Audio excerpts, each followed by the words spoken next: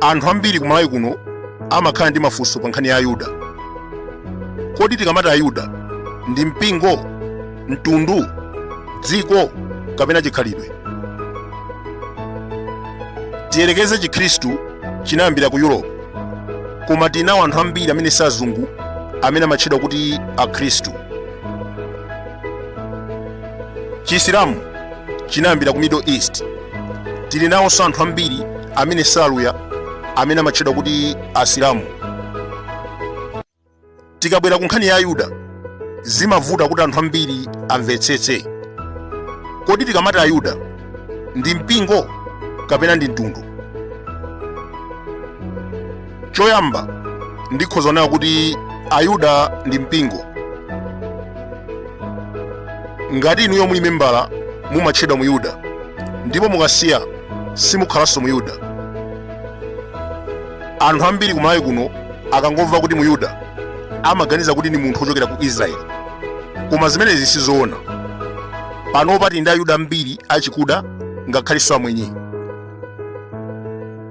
Izi zikuchitika chifukwa cha intermarriages komanso conversion. Tili ndi Akhristu ambiri amene anasiya mipingo yawo ndi kukalowa Chiyuda, komanso tili ndi azathu ena amene amanga banja ndi Ayuda. Mwachitsanzo, tili ndi mkulu wina otchuka kwambiri, Rabi Angela Bukido, ndi mkulu wa mpingo wa Ayuda, koma amayi ake anali Mbuda ochokera ku South Korea. Zimenezi sizinachititse kuti asakhale Muyuda. Anditikunena pano ndi mkulu wa mpingo.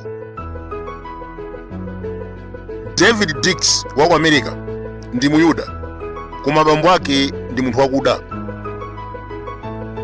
Actor Taika Waititi ndi Muyuda, koma abambo ake ndi nzika ku New Zealand. Tilinso ndi Ayuda ku Ethiopia amene amatchedwa kuti Beta Israel, ndi anthu akuda, komabe amatchedwa Ayuda chifukwa iwowa ndi mpingo wawo. Zimenezi zikuperekera umboni onena kuti Ayuda si mtundu wa munthu ayi, komabe pali anthu ena amene amatsutsa zimenezi potengera ndi mmene amamvera. Tiyerekeze ineyo ndi Mkhristu, koma tikapita kumbiri amatiuza nayo kuti Chikhristu chinayambira ku Europe, chinabwera kuno ku Africa makamaka ku Malawi mzaka za ma 1800, amene anabweretsa ndatsamunda. Ndiwo amuuza munthu wina kuti achimwene chali cha CCP Brantler Mission ichi amene anayambitsa ndi Henry Henderson, amene anayambitsa ndi ma Scottish Missionaries. Wina azakuza kuti achimwene mukalowa ku moto chifukwa mukutsutsa ndi mawu a Mulungu. Koma that's true, koma iwo samafuna kuti uwauze zimenezo chifukwa makhulupirira kuti mpingo wa CCP amene anayambitsa ndi Mulungu. Ngakhala Akatolika utatiuza lero kunena kuti achimwene mpingo wa Akatolika atu anabwera ndi ma White Fathers komanso Montfort Fathers kuzayambitsa mpingo mzaka za ma 1800, akuza kuti ukapsa ndi moto. Ndi chimodzimodzinso nkhani imeneyi ya Ayuda, kuti uzimuuza munthu kuti Ayuda ndi mpingo monga mmene ulili Chisilamu komanso Chikhristu. Anthu ena amatsutsa zimenezi potengera ndi mmene amamvera m'Baibulo. 1939 Adolf Hitler wa ku Germany ankatiuza kuti Ayuda ndi kamtundu kakang'ono ka anthu. Anthu amenewa ankachotsedwa ntchito ku Germany, kulandidwa mabizinesi ngakhalenso kuphedwa. 1940 boma la France linkachitanso chimodzimodzi. Ankatiuza kuti Ayuda ndi kamtundu kosafunikira. Ambiri anachotsedwa ntchito, kupangidwa dipoti ngakhalenso kuphedwa. 1980 Supreme Court ya ku America inagamula kuti Ayuda ndi mtundu wa anthu osati chipembedzo. Zimenezi sizinasangalatsa Ayuda ambiri who were feeling offended by Supreme Court. Ndakuwuzani kale kuti Adolf Hitler ku Germany ankazunza Ayuda powanena kuti unali mtundu osafunikira. Mu 1980 khoti itanena kuti Ayuda ndi mtundu, they feel offended. Ankaona ngati America yamba kwasala and they protested it. Ndiye funso limene anthu ambiri amafunsa ndionena kuti Ayuda ndi chani, poti enakewo amakana kuti iwo si mtundu.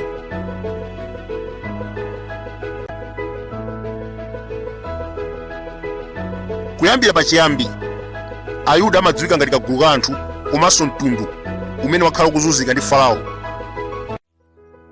Nkhani imeneyi tikhoza kuipeza pa Exodus 1 verse 9 mpaka 10 komanso pa Esther 3 verse 6 mpaka 9. Mukawerenga mavesi amene wa m'Baibulo amatiwuza kuti Ayuda ndi kagulu ka anthu, mtundu umene wakhala kuzunzika ndi Farao. Tili nawonso Ayuda aku America amene amatiwuza kuti Ayuda ndi chikhalidwe cha anthu chimene chili ndi zakudya zawo, chilankhulo chawo ngakhalenso zikhulupiriro.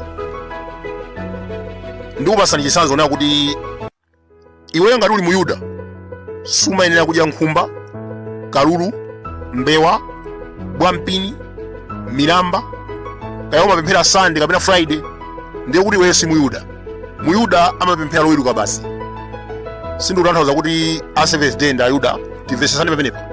A Seventh Day nawonso ali ndi zikhulupiriro zawo, amapemphera Saturday, koma Ayuda ngati iwe uli Muyuda umayenera kuzipemphera Saturday, umayenera usamadye zinthu ngati bwampini, mbewa, kalulu, nkhumba, milamba, kandi zitete izi zombe zonsezo sumayenera kudya, umayeneranso kuti uzipemphera Saturday. Potengera chikhalidwe cha Ayuda chimene amaphunzitsana m'masukulu komanso zina zimene zinalembedwa mu Hebrews Bible. Hebrews Bible ndi Bible la Ayuda. Ku Bible lathu lija chipangano chakale kuli mabuku kwana 5 amene amatchedwa kuti Torah. Mabuku amene anatengedwa ku Hebrews Bible. Ndipo potengera chikhalidwe cha Ayuda chimene amaphunzitsana ku literature yawo imene amaphunzitsana ku masukulu komanso zina zimene zinalembedwa mu Hebrews Bible, amatiwuza kuti Ayuda ndi dziko limene limatchedwa kuti Goy kapena Israel. Taonapo Ayuda ambiri pa dziko lapansi pano amene akhala kugwiritsa ntchito mawu olembedwa mu Torah polanda malo a Palestina. Tinamva Prime Minister Benjamin Netanyahu amalankhula kuti Israel ndi dziko lolonjezedwa. Ngakhale ma Americans amagwiritsa ntchito mawu ochoka m'Baibulo pomanena kuti Israel ndi dziko lolonjezedwa. Anthu amene amatiwuza kuti anthu aku Israel ndi opatulika kuyerekeza ndi mitundu yonse pa dziko lapansi. Dziko lawo ndi lamphamvu komanso limalamulira dziko lonse lapansi. Komabe tikafufuza bwinobwino tikupeza kuti palibe umboni okwanira pa nkhani imeneyi. Ayuda amanena zimenezi pogwiritsa ntchito zolembedwa m'buku la Torah. Buku la Torah ambiri mina simukudziwa kuti ndi chani. Mabuku oyambirira a chipangano chakale ngati Genesis, Exodus, Deuteronomy ndi ena otero, Numeri alipo kwana 5. Mabuku amene amatchedwa kuti Torah ndipo analembedwa ndi Mose pa phiri la Sinai.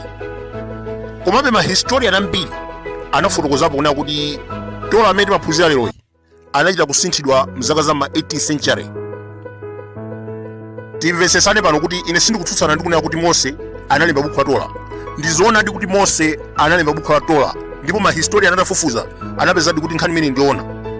Koma ma historian amenewa anapeza kuti mzaka za ma 1800 pamene kunali mpikisano pakati pa Khristu, Asilamu, Mahindu amapikisana kwambiri. Tukumbukira kuti ngakhale ku Africa kuno kunalibe ku mpingo ena aliwonse. Amabwera Asilamu ngakhalenso Akhristu kumazambisa machechi awo kumakopa anthu. Ndiye nthawi imeneyo kumalembedwa zabodza amasintha mabuku enieni a original amene analemba achina Mosewu, amasintha nkumayika mu zawo kumaonjezera. Zimenezi zimachitika ngati njira imodzi yochita propaganda kuyitanira malonda. Timaona masiku ano nkhani ikachitika mawayilesi ena amapotoza da chilungamo pofuna kukomesera mbali yawo. Amene anayambisa nkhondo ya ku Iraq solakwa panopa. Kwa amene wayambisa nkhondo ya ku Ukraine akusakidwa ndi khoti lalikulu la International Criminal Court. Zonsezi mukazifufuza mupeza kuti ndi njira imodzi yofuna kukomesera mbali yawo. Chisazo chimene chinimapereka kuti mumvesese bwinobwino ndikhozanso kupasa chisazo china chona kuti 2018 to 2019 pamene boma simayenda bwino timaona a HRDC akuchita zionesero almost every day kumagona misewu. Panopa boma sili kwenda bwino, tikuona iwowa angukhala chete akukomeseraso mbali yawo. Ndiye mu nthawi imeneyinso ya 18th century anthu amasintha zolembedwa m'mabuku akalekale pofuna kukopa anthu. Amakopa kunena kuti inuyo mukalowe Chikhristu ndi amalemba zinthu zina zoyipisa chalichi china. Amakopa kuti ayi mukalowe Chiyuda ndi kumalemba zinthu zosemphana ndi zinthu zimene zinalembedwa poyambirira.